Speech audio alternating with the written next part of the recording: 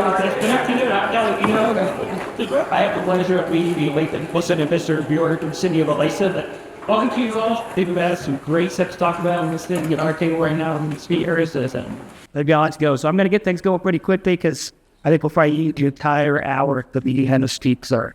Again, what kind of, as you know, it's kind of a toward event because there's quite a few elected officials here today. So to just kind of recognize that Shirley Alvarez and Michael Astraft are a few cabinet commissioners. Also, we have a city mayor, Mayor John Bacon, who's actually doing well.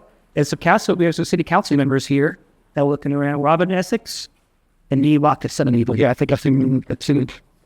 Again, the Senate will round Boston.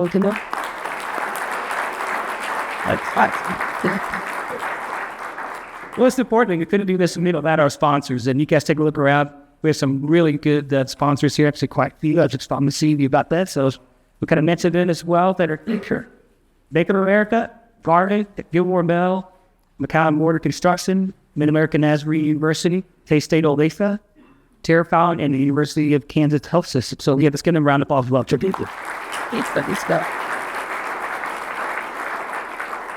I love these kind of speaking engagements for myself because all I like to do is kind of recognize a few people and then bring up our speakers. So I'm going to have Joe Berger, he's our moderator today. If you don't know Joe, he's all Kansas Soccer's here in Olathe and in the state. He's actually the executive director in Team Soccer. So welcome, Joe. Then please go cut. Well, thanks for having me. If you guys have a child in youth soccer, I'd spam you with emails, so I appreciate it. And the other thing is, I'm a really college coach at heart, so getting me in a sport coat was hard. I wanted to come in my hoodie or my Ted Lasso Halloween costume. So you guys are got to pretend Joe Murder today. So there you go. That being said, I'd like to introduce our panelists. I'd like to start with Mr. Joshua Powers, the Director of Regional Impact for the FIFA World Cup. And then we have Tracy Wepley, Director of Regional Impact for the FIFA World Cup. Sorry, Joshua does the transit. So he's the one Director of Johnson County Transit. So sorry, Josh. I did been seeing my nerves are getting to me. That stuff. So and then we have Lori Thomas, the Director of Volunteer Operations for the World Cup, the FIFA World Cup KC. So, I think we're very lucky to have these people and their expertise in our community to kind of share with us what is going on. And I know they've kind of been thrown the fire because everything just kind of kicked off at 9:30 this. So to have this kind of insight into what's going on is fantastic. And thank you guys for being with us. Glad to be here. I appreciate it. Well, Tracy, I'm going to start with you. Okay. Are you ready? Yes. Can you just start us off with a summary of the impact that this event will have in the KC metro area? Good. Let me see if I can turn this on. Can you hear me? No? Thanks. Okay.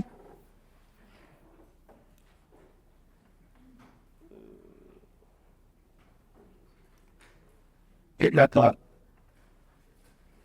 There you go. Yeah, great. Now can you hear me? Chipper. Hey. There we go. Okay. So impact. Well, there's the short-term impact, and I've seen several of you before, so some of these numbers will sound familiar. But the impact of 650,000 visitors is really what we're talking about in the short term. And the estimates for that kind of direct economic impact are about $653 million. So that is really the spend of these visitors, assuming that some that are international will be coming for almost 10 days. Then we'll have people probably driving in from the region, others flying in. So making some estimates that Visit KC has really helped with those calculations. That's the number we're talking about with really the dollars that those visitors will spend. Linked to that, we really want to take it upon ourselves as a responsibility to help distribute that impact around the region, because this is a regional bi-state effort. And so I know Joshua has been working on the transportation plan. That's a regional bi-state effort.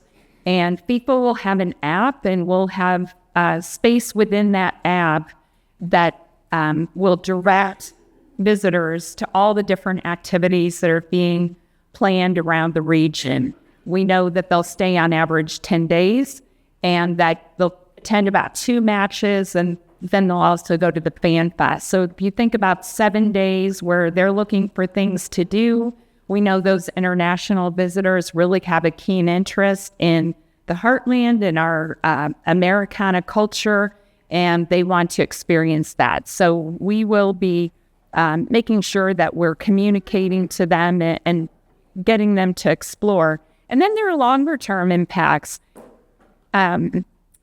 We know from research that the first thing people do when they're considering moving to live and work in another city, or if it's a company investing, is they go visit that region. And so a portion of those 650,000 visitors we view as talent and business attraction prospects. And we have some programs designed to do that. And then finally, the capacity we're building to work across state lines, party lines, to collaborate and make things like this happen really can't be underestimated, because it's what will allow us to recruit additional global events and take on really tough challenges. Thank you. Very insightful. And I've been lucky enough, I went to the World Cup in Qatar. So I was lucky enough to see and work with the FIFA app, and it's all encompassing. Yeah. I think it'll make it very easy for people to find the attractions they want to visit around our area, including the Olathe and everything else. Because I know in my experience, I went to multiple games, but I also went to the zoo. I saw the camels. I went dune buggy riding in the desert. So it'll include a lot of different things for these people if they're going to want to experience Americana. So I think that's awesome. Thank you. Josh, we know that public transportation is sometimes a challenge for us in this area. Can you tell us how that's being addressed? Yeah, absolutely. So I grew up here in Johnson County in Overland Park, and, over the years, I think the focus on public transportation has been on vulnerable populations. So folks with a physical or intellectual disability, folks at the income level where they maybe can't afford to be a 2-car household. I think the streetcar has changed a lot of people's ideas about what's possible and the economic benefit that streetcar brought to downtown. And then events like the World Cup, right? A lot of the folks who are coming here are going to be expecting a level of public transportation that doesn't exist, not only here, but in a lot of places in America. So we were fortunate here in Johnson County that we got ahead of this a little bit by applying for a grant from the Mid-America Regional Council for airport service during the World Cup. So we'll be running a transit route that's going to bring folks from MCI out to Lenexa City Center and then Overland Park Convention Center as well, where the base camp is going to be located. So that's a effort that we hope we can figure out a way to make permanent, because obviously that connection to our tourism and hotels can be very important. My understanding, and don't quote me on this, but my understanding is that of travelers who come to Johnson County who are flying through MCI, 40% of that population of people are staying at the Overland Park Convention Center because of the amenities there. That's a huge number, right? And so the ability to quickly and easily get people there is going to be key. So that is funded, that is going to happen. What is more interesting, ironically, it really is during World Cup that people are going to be wanting to do when it's not match day, right? When it's match day, we know where they're going to be. They're going to be at Fan Fest, or they're going to be out at Truman Sports Complex. It's when there's not a game, when we want to get them into all of our communities to experience what we have to offer culturally, to get them to spend their money on goods and services and food and drink and enjoy their experience here. And so we still have a potential, what we're calling a circulator route. It's actually 3 mini routes that all connect at Oak Park Mall. That's where you could switch from one circuit to another to get to key attractions. So thinking about downtown Overland Park or the Convention Center or the Lenexa City Center, really focusing on what we would describe as a hub for people. Like, is it walkable? Can you get a drink? Can you eat? Can you shop? Can you do the things that every person likes to do when they're visiting a community? So that is something that we are looking at very closely, working out the granular details. What we don't have is funding for that service. And so I was on a call right before this meeting with some of our partner cities who are interested in trying to figure out this funnel, right? How can we get this thing funded up and going? So what I'll say in closing about some of these efforts is, the streetcar really will be the main connection for folks to FanFest. So our regular transit service can get folks to streetcar with the service that we offer today. Some of these new services, the airport pilot and the circulator routes, are going to get people throughout our community. It's going to take a whole of not just government, but whole of everyone partnership to get this done. We're working, as was said, hand in hand with KC 2026, which is the nonprofit that stood up to guide this process. Paul McCall is my colleague in Johnson County. He's our point person on all things World Cup. So how does transit work with parks to get folks to visit our world-class award-winning parks? Working in Kansas City, Missouri, with the federal government, Senator Jerry Moran had a ask for $650 million nationally for safety and security. That was included in the appropriations bill. So that's moving forward. Representative Davis and Representative Buddy Carr from Georgia had a $400 million operational ask that could have potentially funded some of these services. That did not make it into the appropriations bill. So suffice it to say, we're out there shaking all the couch cushions and looking at all the various ways that you can pay for some of this. And in closing, I'll just say that Secretary Duffy was at a conference I typically attend yesterday, and his statement was that if you are a host city and you are offering services that are above and beyond what you typically do for World Cup, USDOT, FTA, we will find a way to pay for it. What that means is not clear, and we will be happy to learn more details as they come. But any help that we can get, we would certainly appreciate it. Thank you. Lori, this is the biggest event that Kansas City has ever seen. Can you give us the scope, the update on the people that we'll need from this area in this event? Sure. Well, first of all, I'm so excited to be able to share with you that we just launched today more information on our website, and FIFA launched their website. So I just share with you, you can go to ours or FIFA. You can go to FIFA.com and you're already going to start to go into the system. We are going to need a very large amount of volunteers. And what's exciting for me is I was born and raised here. I love Kansas City. I love Olathe. Lived here since 87.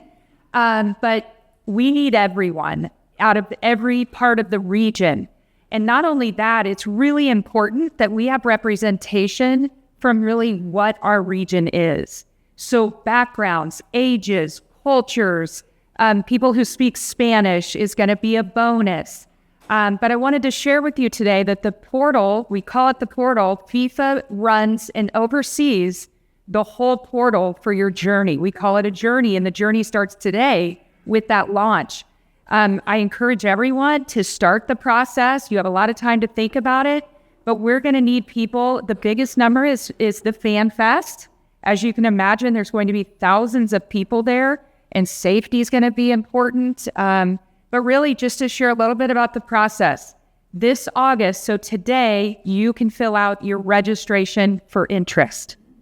In August 11th, FIFA will launch the official application form. We are going to open up a volunteer center this fall that will be open through the World Cup. So FIFA is going to come in and build out a space that we will be active and live all year long. So here's the other unique part of volunteers is that you have to go through an interview process. So we will be having interviews approximately for 6 to 8 weeks. Then after that, you will receive a role offer. There's a full assessment. There's background checks. We have to make sure that everybody is, part of the team. But what's most important to me is that we get to share really our love of Kansas City and the regions and the counties and cities around, that we get to be the first people that some volunteers will come from another part of the country and see us for the first time from a U.S. person. I've done a lot of international events, and we have to have a smile on our face. We have to be welcoming. And I can't wait to have our volunteers just show and welcome people from all over the world to show who we are and our pride of Kansas City and the region. Thank you. So I'm going to go back to Miss Tracy. What have we accomplished so far? Have we started down the path? Have we hit milestones that FIFA accepts are expected of us? Or are we just kicking it off? No.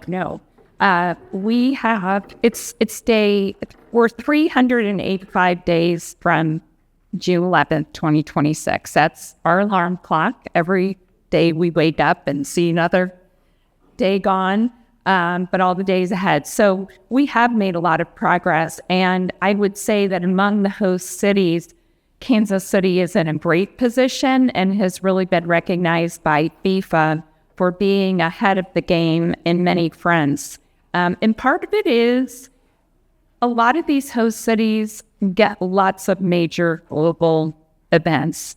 And for them, this is another event.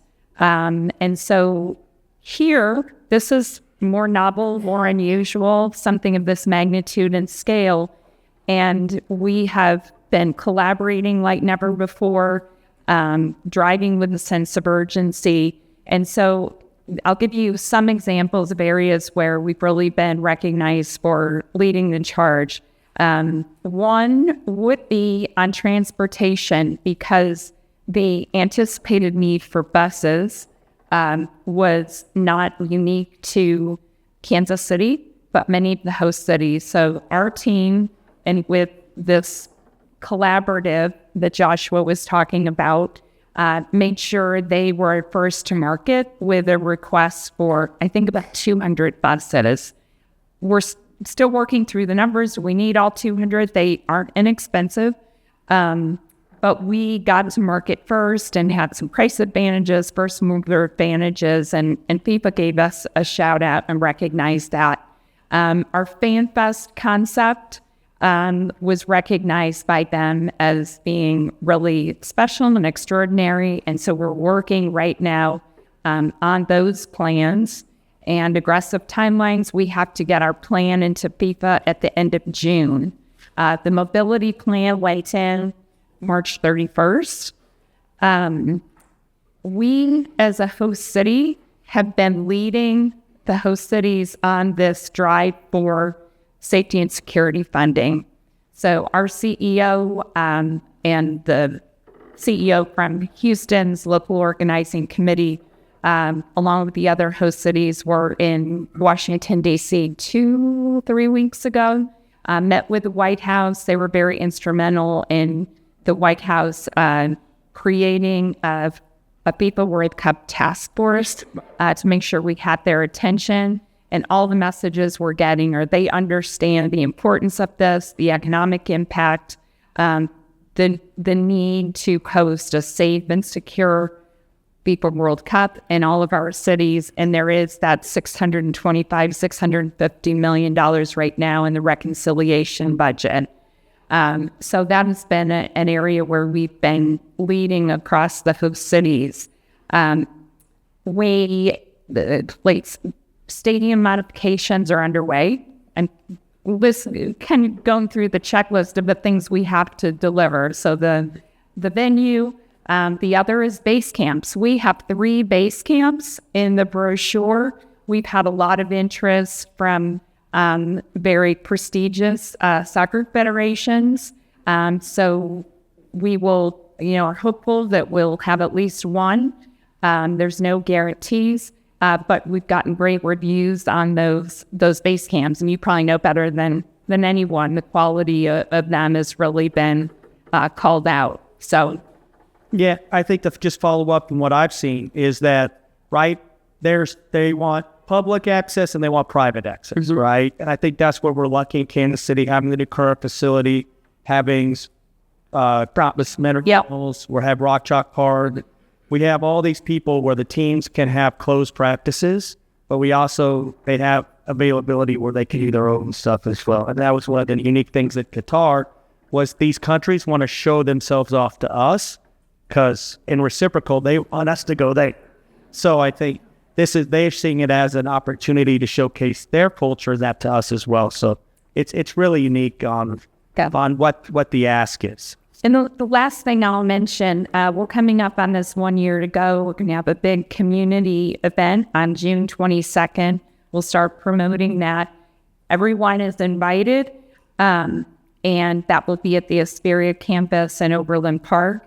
The other thing that we'll be announcing shortly after that is we've been working with a group of small business stakeholders to develop a small business readiness program. And so we'll be announcing that in late June and really leveraging the strengths of the great small business ecosystem, using them and their relationships with small businesses, not reinventing the wheel, but understanding from them what are those extras that they need from us to help frame the opportunity with small businesses, give them the visitor insights, help them contextualize what this is, and some trainings and that. So we feel really, really good about that. And so those are some of the examples.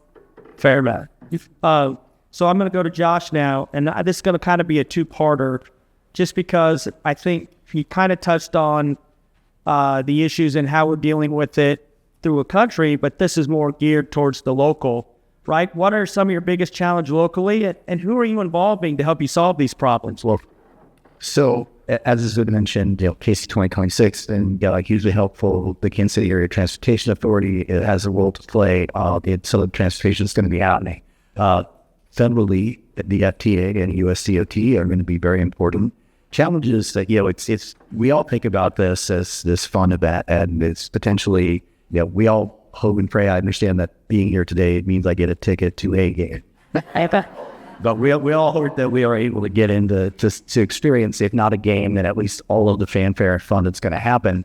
But if you step back and start to think about the impact on law enforcement, on first responders, on EMS, we all hope and pray that there's no negative activities that happen. But there's going to be things like people fall ill, or there's a car accident, or whatever it is. Add to that 650,000 extra people, and it complicates the roles of all of the services that need to be provided.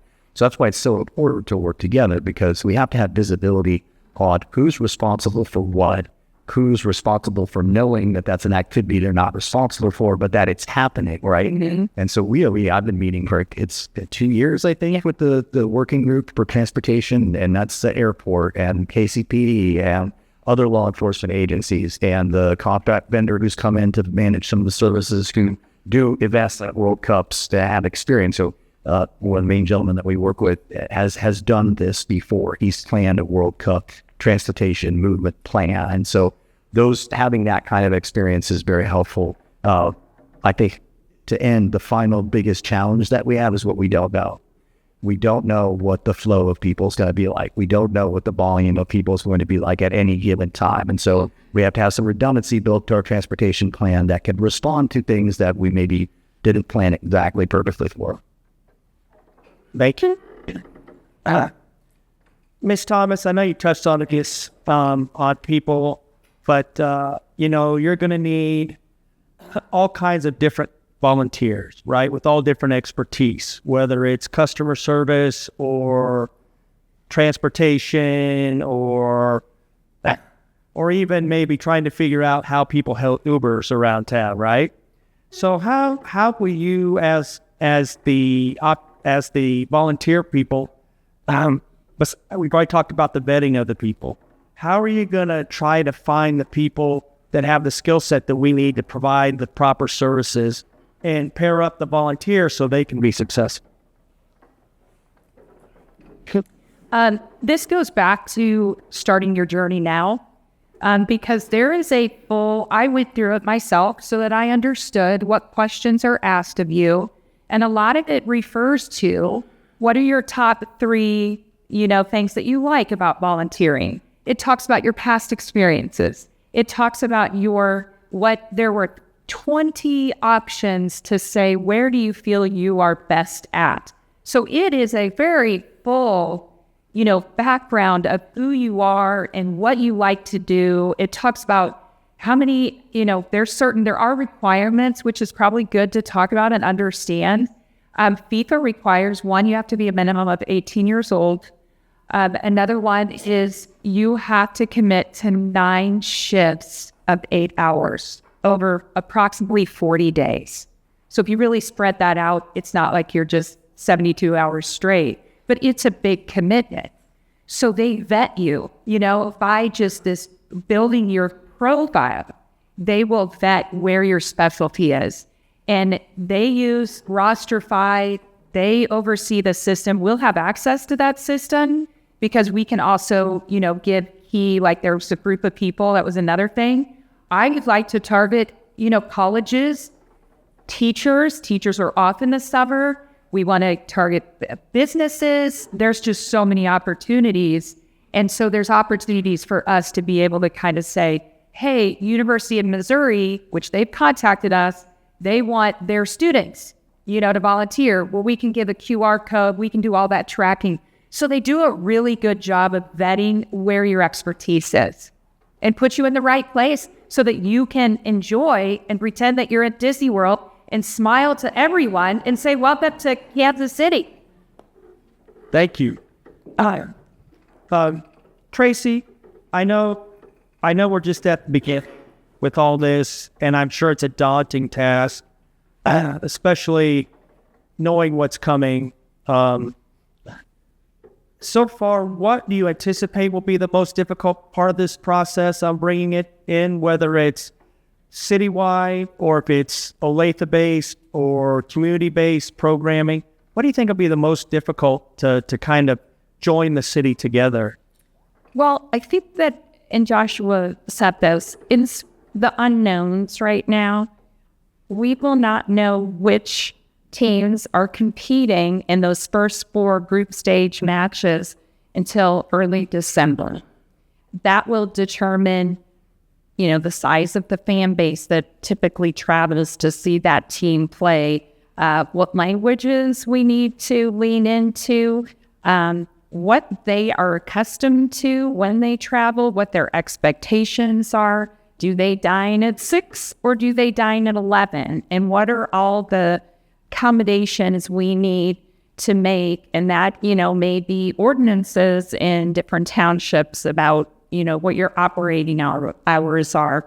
And those cultural insights that will make them feel welcome, that we can all kind of get smart on. So that's an unknown. It's unknown, the base camps. We won't know that until probably December, maybe as late as early January. So some of those federations, those national teams, travel with large groups. Some of them prefer to be more cloistered, others want to be more public. So we don't know yet where our Perk and Ride locations will be.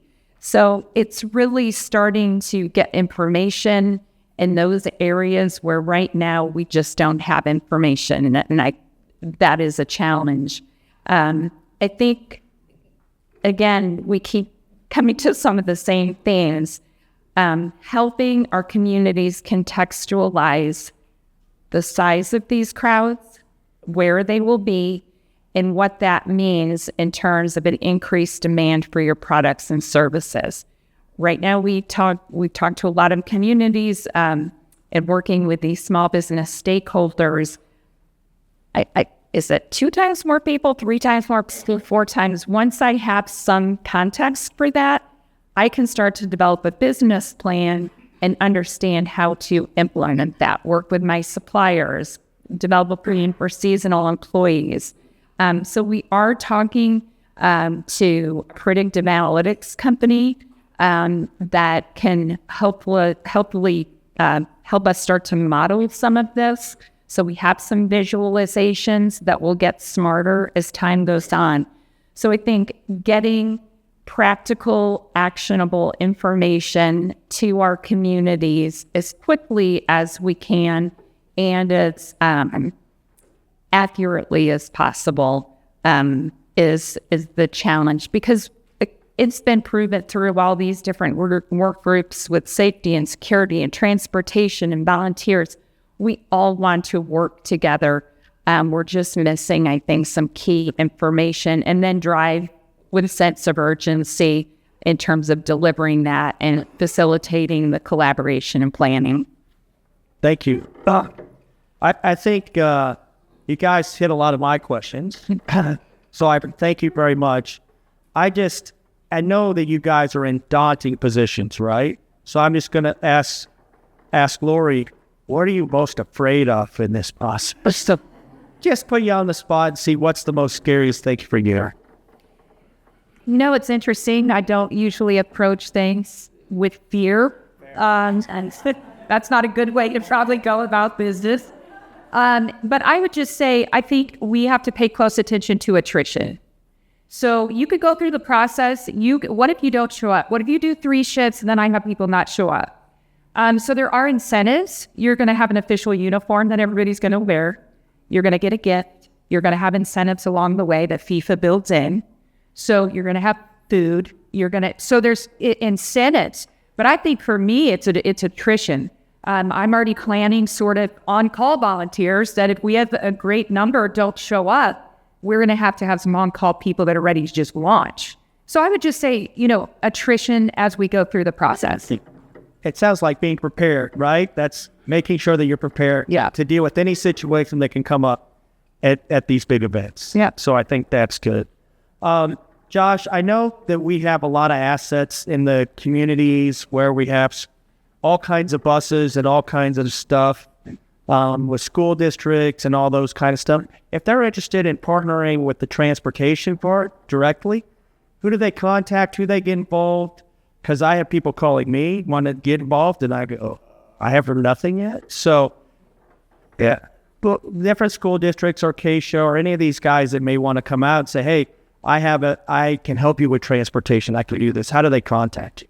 So there's a couple answers to that question. I think, KC 2026 is the official face of the regional response. So I think I would point people in that direction. In Olathe or Johnson County, the county runs the transit service. So you can always pick up the phone and call me or your commissioner or the admin building on South Cherry that we can talk about Johnson County specific things. But KC 2026 is the organizing entity, and they're going to be able to kind of point people in the best direction.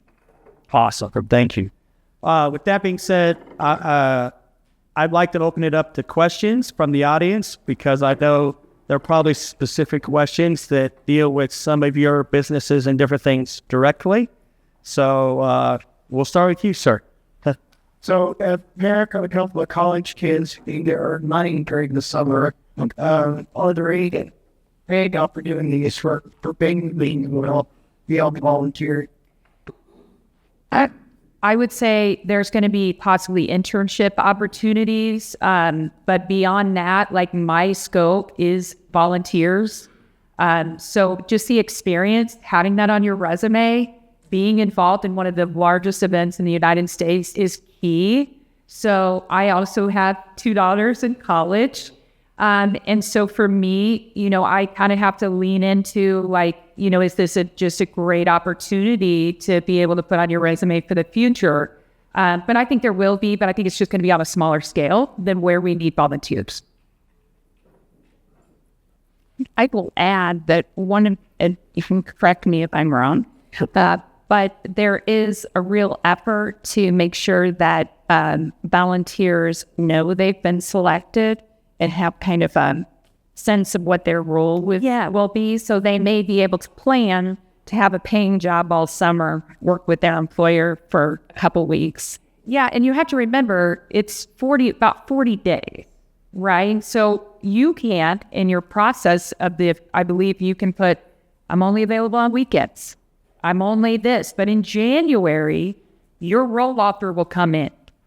And you make a decision at that point if you want that roll offer or if you don't. So like I said, I did it through the club just to understand the experience. And I got accepted for a roll offer in Seattle this summer. And I had 6 days to accept it, which I did. I wanted to go through the process. So you have opportunities to plan. And you also think that really that 72 hours over really 40 days, I think you could still do both. Yeah. If you could get them CDLs in time. I think it make a lot of money in it, I'm sure. Yeah. I think Yes, sir. You mentioned Spanish and one language. Do you have any idea on what other languages might be necessary for a region? No, yes, one. Portuguese. I know from my side, they're saying that, if you speak another language, you have an opportunity to put that in there. So FIFA is going to have their volunteers, and Kansas City, for us, are going to have our volunteers. But we all go into the same portal, and we're all pulled from the same people. So if you have languages, there's a chance that FIFA could pull you in a little bit on the inner side of their world. On my side, I have to look at fan experience, visitor experience, fan fest, the outer skirts of competition, really. And I think with the final draw, that will be determined, what languages we need to kind of focus on. But FIFA originally has said English, Spanish, and Portuguese are the big ones. But then, we could have fans here from countries in Asia or, so another one of those unknowns. That's right. You just hope if the French come, they're not going to want to speak English, but you have to hear also. Yes, sir. Does the chamber have any plans to help make a light upon this in the game?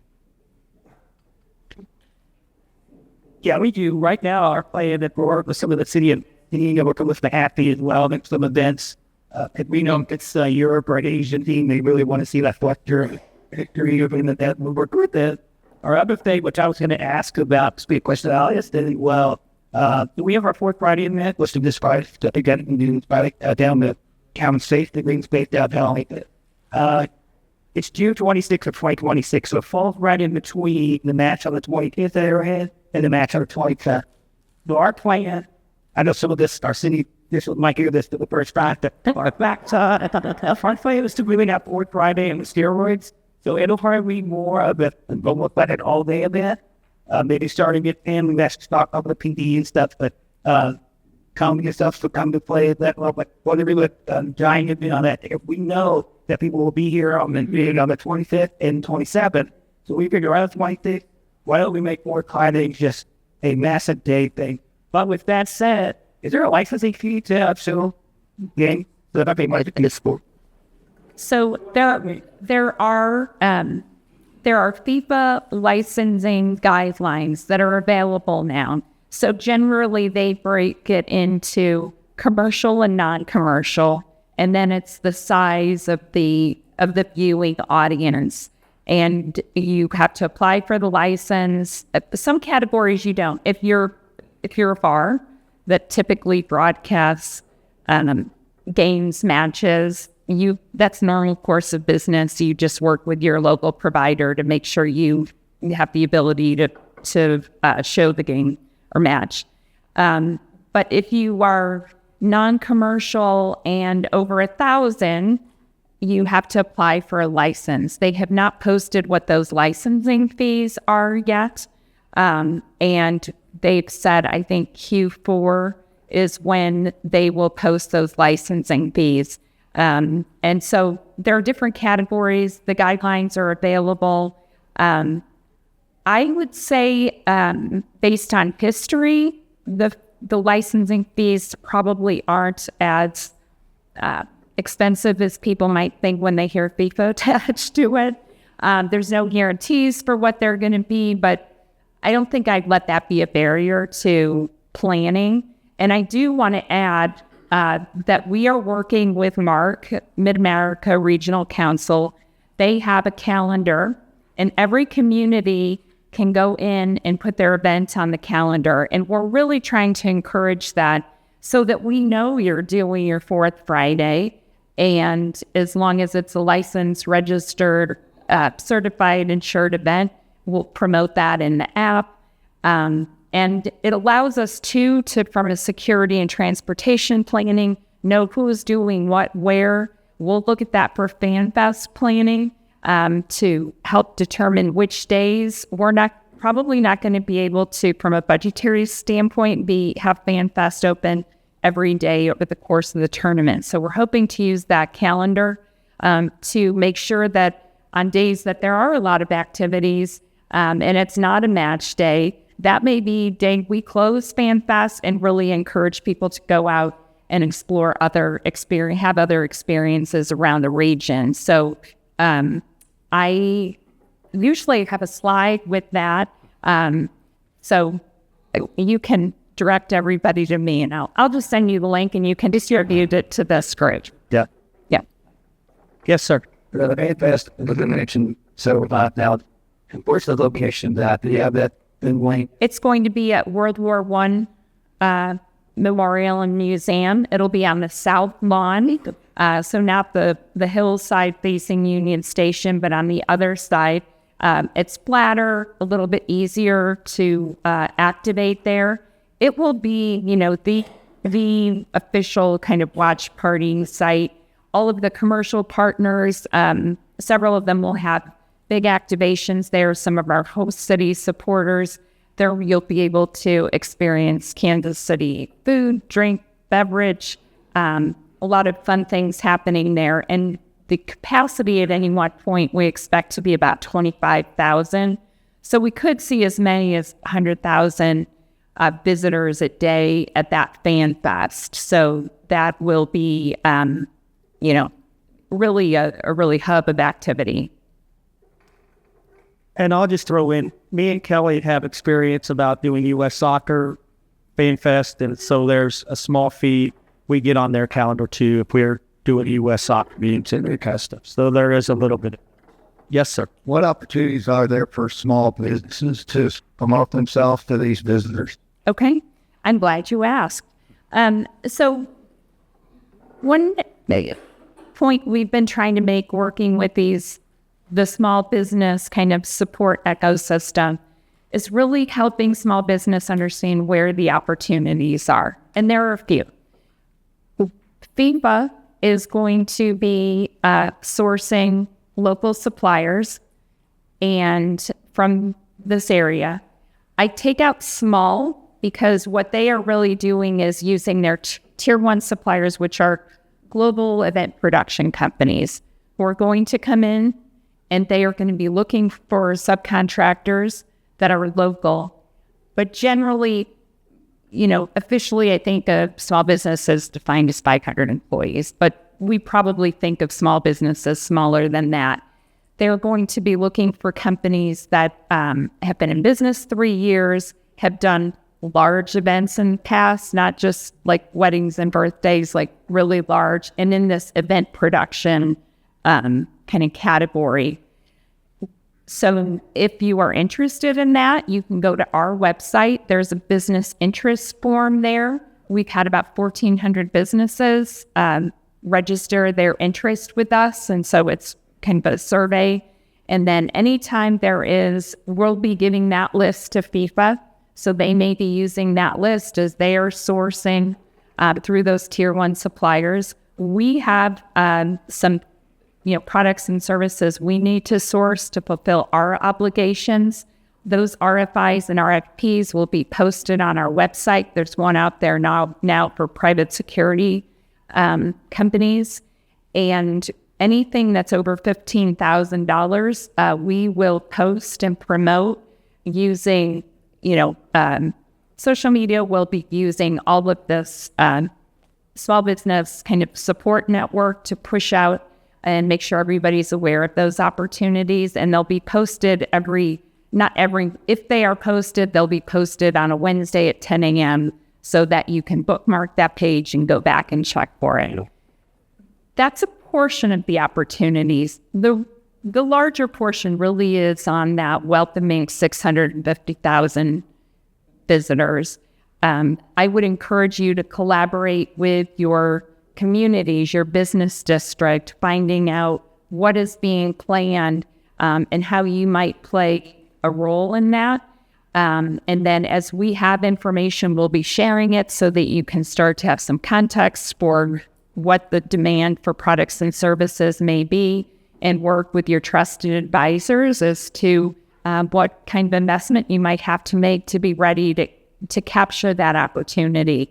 I think having small businesses prepared and ready, I'd hate to see anybody, miss out on opportunity because they had, underestimated what the demand for their business was. But I would also not want to see a company make a big investment that wasn't a good strategic investment for the longer term growth. And I think that's what we're relying on this network to consult with businesses to make those decisions. Yes, it's our website, which is Kansas City FWC FIFA World Cup 26.com. And again, I'll work with Jason and Kelly to send that out in an email to everybody who registered, so you have that. Yes. I'm actually looking at there's not a tumor. So I think it's really like playing up on having a case with their website and give your guys information so they weren't talking with. Yep. So we are in the people who are looking to do like how it is and that stuff. Yes. Use any shower. I will know about what you can do that good. The 1 year to go event. Yes, it is being planned. It's going to have, I think, some fun soccer activities for families. I think there will be kind of a soccer football 101 education. We will be having a volunteer table. I'll have a small business table to talk about the program that we're going to be rolling out. There will be some entertainment. So it's really kind of something for everyone. We will be promoting it as these details are finalized. And then there will be a couple of surprise things that we can't talk about right now that will really kind of commemorate the moment and get everybody excited about the year ahead and thinking about what role they can play. Yes, sir. No, this is not what you're thinking about right now, but you don't look through the steep exercise that they're through, and you're at your fucks now and just, okay, right on the own, literally gone. What do you see happening out of Kansas City as a whole to capitalize on this event that come forward and build? Because I know transportation is up there, we mentioned that, but just, I think also one of the things that we are not fit on, I hear some about it, and this is something I've met several times. Great volunteer. Well, how do we take that to work? Well, I don't know exactly all of the events, but Visit KC and the Sports Commission are continuing to pinch Kansas City for future, large sporting events. So I believe some of those are in the works. So there's definitely an effort to continue to bring these large sporting events. And then, I'll use the example with this small business readiness program that we're talking about. It's been several months of planning meetings, bringing some folks together to kind of understand where it makes sense to create something new, where it makes sense to use an existing network, how we communicate, and the program we develop. We shouldn't have to rebuild that, that we keep that intact, and that it's always ready to deploy. And there's a sensibility about how to do it, and we're not learning about it for the first time. I think just to share that FIFA and all of the cities all over the country, there are legacy projects. So it is a priority for everyone that we build a legacy and beyond. And FIFA kind of requires that. Like, what is beyond? And it's in a concept phase only, but I am trying to figure out, how do we incorporate? We have 13 universities within a 90-minute radius, right? And then you can go beyond that, and that just continues to grow. So in my mind, I am trying to conceptualize a legacy for education, for example. So if teachers were to teach part of the FIFA World Cup process into the education system of sports management, communications, you name it, civic, things like that, that would be an incredible legacy of incorporating this incredible opportunity that we have in our own community, and then they're taking that forward in their lives. So legacy is really, really important that we all have on our to-do list. I want to point out that, in Johnson County, we are a net importer of employees, and you can't, the Johnson County on minimum wage, and a lot of jobs that are important and need to be filled by folks who we are bringing in from other places. So for transportation, that connection to the airport, we are hoping is a legacy that continues on. Beyond that, when people see the value of high quality, clean, safe, efficient public transportation, I think that's something that we want to really take the opportunity of the World Cup and make the point that this is a thing that can work in a suburban, exurban place like Johnson County. I think we all know that the metro is unique. We go across the state line every single day, don't think about it. We all like to work and play in different places, but the ability to potentially have a younger person not have to have parking, right? They can get in school, they can get to jobs, they can benefit by using public transportation. And I'm just close by saying, I always ask the people I talk to, the crowds I talk to, hey, do you ride public transportation in Johnson County? At 9 a.m. goes up, right? Do you use public transportation when you go to New York City? Every hand goes up. Why?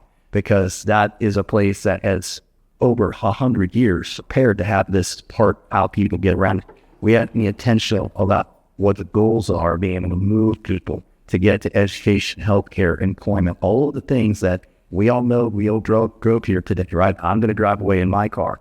If we have bus service as we do today, that a bus comes once every hour, that's like your garage door on your, or your driveway opening once an hour, and you can leave for 2 minutes, and then you're limited in where you can go, right? So we really need to make the point, prove the value to residents, employers, employees of being able to move easily throughout the community. Yes, ma'am. So we're talking about for the transportation. What about other resources like power and cell service? With that, any additional slowing down and one cell service, and we've seen issues with that, whether it's in their large gatherings, say, the too small for it, those kinds of things. And then the fact that it's going to be June and July, which is going on the plastic state of your burnout and that kind of thing. So is that something that people working on, or is that something that your council looking? Where does that fall in all that? Yes, I mean, that is really kind of where we're relying on Mid-America Regional Council to bring those issues to the forefront with all the municipalities. That is something that we have to turn over to folks who that's their expertise and specialty. Joshua, I'll let you. Well, I'll just say at a lower level, what the staff is working especially on the self-signal issue. There's definitely a plan in place to boost that self-service. I was down in IBIS Vest during a Super Bowl parade directing traffic, which I built any place, that actually, could not call. So that is on at an operating planning level. That is being accounted for. The MGP's I have not heard directly, but I'm certain that is being planned for. And the safety and security plan has 18 areas of focus. So the healthcare delivery system, our healthcare systems are collaborating, and they're also individually, looking at their staffing and how they're going to manage services so that they can because it's providing service to our residents and being able to maintain a level of service while anticipating additional needs, and how you work with folks that may have medical needs that come from single payer healthcare systems, and how do they enter ours, and how does travel health insurance. So those are issues that are being addressed through the, as I said, like 18 areas for cybersecurity is one for safety and security. It goes into emergency medical response, all different areas that there are, collectively right now, I think it's about 250 people that are kind of subject matter experts in each of these areas that are collaborating and developing plans to address the things that we may not see every day in the headlines that come with hosting an event like this. Not everybody at once. Okay. Well, I want to thank you for your time. I know we're coming up to the end It's most delightful. I know listening to the people, there's a lot of excitement about what's coming. You have a gargantuan task on us, not to even to figure out what's going on and witnessing it firsthand. I'm excited about the people we have involved. I'm excited about the opportunities, and I'm excited to see what our area will become after the World Cup leaves, because I think we have a real opportunity to become a player in the world market that Kansas City hasn't seen. And we already see some of that stuff coming in the air with like the Panasonic and that kind of stuff coming to the area. So I think we have a lot of things that we can showcase, especially in Johnson County, to make us a player on the world market. And thank you for all you do. And thank you for all you guys do in our communities to make it great. And I hopefully, right, we're all talking about this in 2 years going, look what a boom Johnson County is right now. So thank you very much, everybody, for your comments. Was good.